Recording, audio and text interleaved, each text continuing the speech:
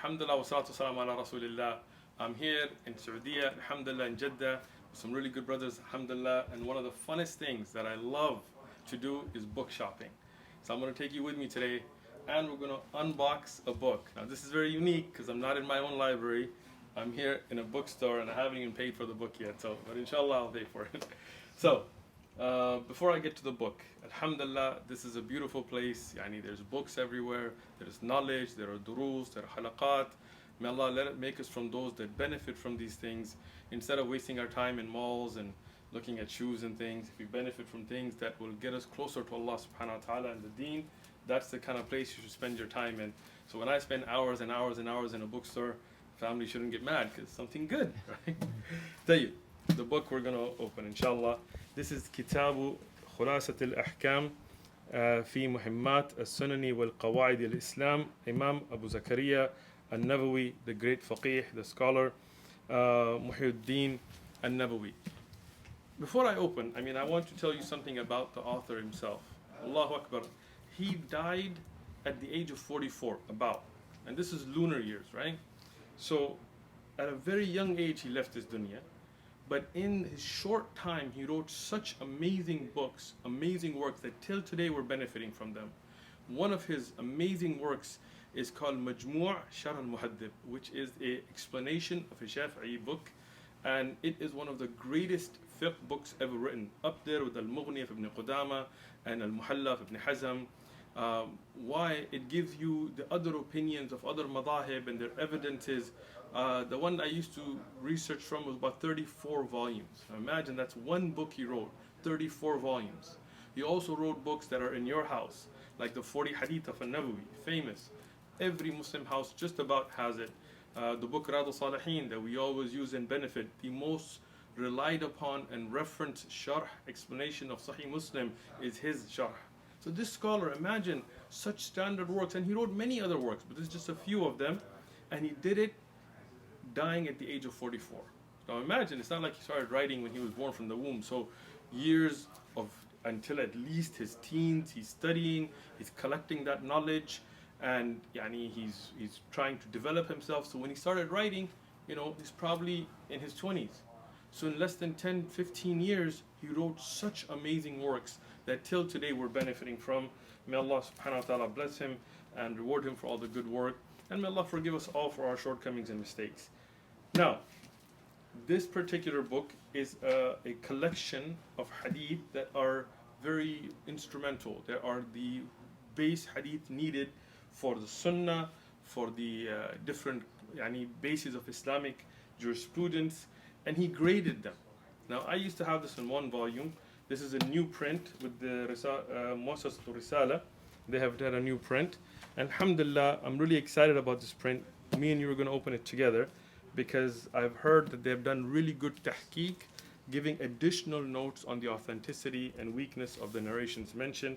And An-Nawawi doesn't just collect Sahih Hadith here, he grades them. He makes clear those that are weak being weak and those that are strong being strong.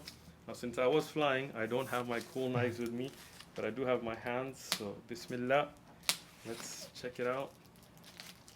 Oh, there we go. Exciting. People do shoe unboxing. Who cares about shoes? Come on, man. This is the real stuff. All right. Bismillah. Let's open it together. Alhamdulillah, as you can see, it's in the cream colored paper, which is always really nice. Now, this is what I want to point out. So here, Imam al-Nawawi, he brings the hadith itself, the matan, the wording of the hadith, and then he brings his own gradings, tells you where it's from, like Rahu Bayhaqi here, he tells you about that.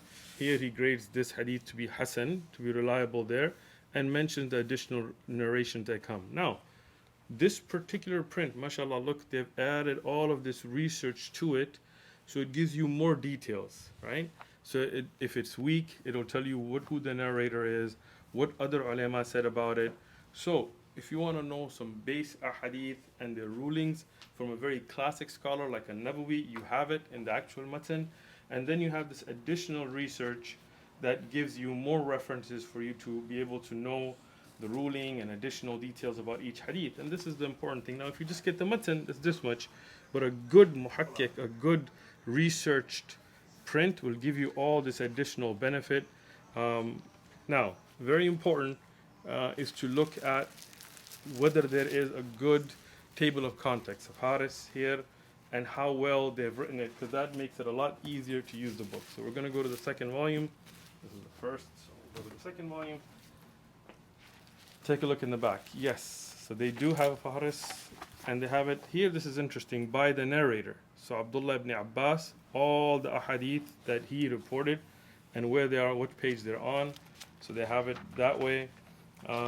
They also have it by some of the narrators just by themselves, and then from the wording of the hadith. So if you don't know which chapter it might be in, but you know the hadith, يعني كان النبي عليه الصلاة والسلام يدخل الخلاء, you just know that part, you look it up here, you know it tells you who the narrator is and what page to find it on. So alhamdulillah, that's something very, or the hadith number actually, to find it on. That's something very beneficial, makes it a lot easier. They also have it by subject, al-mawdu' here. يعني if you just want to go by kitab al-wudu', يعني then you can go there. Bab ghusl al-wajh, يعني you can go there. Alhamdulillah, they have it that way as well. So these kind of books are really beneficial. For me, it's not just about, okay, there is a hadith, but you always want to know whether that hadith is reliable or not. So now you can easily find it. And this is a very commonly referenced book. If you see in other books, it will say, قال النبوي في الخلاصة. And Imam al-Nawawi said in the khulasa. So then you can go back to what he actually said himself. And then with the good tahqiq, you can see additional research. So, for example, let's go back to the first volume again, just to give an example here. When he discusses a fasl, he will mention the ahadith that are reliable and why they're reliable. فهو قال هو صحيح, that it is authentic. But then he'll also go fasl fi da'ifa, and he'll then give you the weak narrations on the subject as well. So it's not just collecting authentic narrations, but it's collecting all the different important narrations on the subject and then grading them for you to be able to know whether they're strong, weak, or so on. Yani again, when we look at this type of, look at the amount of research that's been put in by the muhakkik, then you know that's like a book in itself and an amazing benefit in itself. May Allah subhanahu wa ta'ala reward these great scholars of Islam. Imam al-Nawawi, again, you know, somebody who is from around 600 something Hijri, passed away hundreds of years later, you know. We're still benefiting from these work. They left a legacy, a sadaqah jariyah, that they're getting the benefit from. May Allah bless them for it. It should also encourage us. Don't talk about, I don't have time. 44 years of age, look at the works he did. We have time. We just don't use it wisely, right? We need to now benefit from these early classic scholars and the legacies they left, and then we need to leave a legacy for the future generation. Whether it's to our da'wah, whether it's to our writing, whether whatever we're doing, we need to think, what are we doing for Islam, that generations later people will be benefiting from our work and making dua for us, as we are benefiting from the earlier scholars and making dua for them. Wa jazakumullahu khairan.